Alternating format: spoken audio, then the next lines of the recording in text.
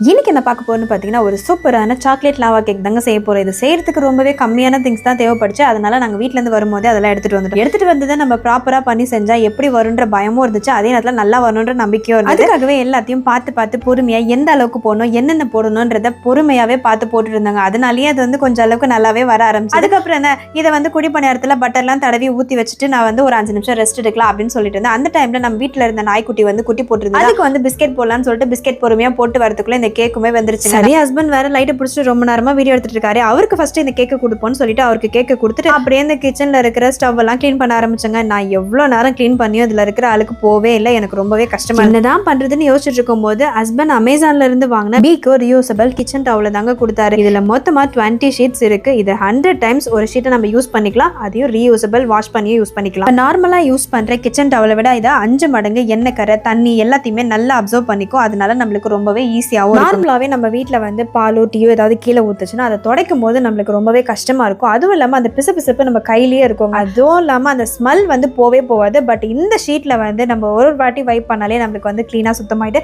அந்த ஸ்மெல் எதுவுமே வர. அண்ட் இது வந்து ஒரு மல்டி பர்பஸ் வைப்ன்றதுனால கிச்சன் அப்ளையன்சஸ் ஃபர்னிச்சரில் இருக்க கரை எல்லாத்தையுமே நம்ம வந்து க்ளீன் பண்ணிக்கலாம். இந்த மாதிரி ஒரு ப்ராடக்ட் உங்களுக்கும் வேணும் அப்படின்னு நினச்சிங்கன்னா அமேசானில் இருக்குது, நீங்கள் அதுலேயும் வாங்கிக்கலாம். அப்படி இல்லைனா வியூ ப்ராடக்ட் இல்லை டிஸ்கிரிப்ஷனில் நான் டேக் பண்ணுறேன், செக் பண்ணி பார்த்து வாங்கிக்கோங்க. இந்த வீடியோ உங்களுக்கு பிடிச்சிருந்தா லைக் பண்ணுங்கள். தேங்க்யூ, பாய்.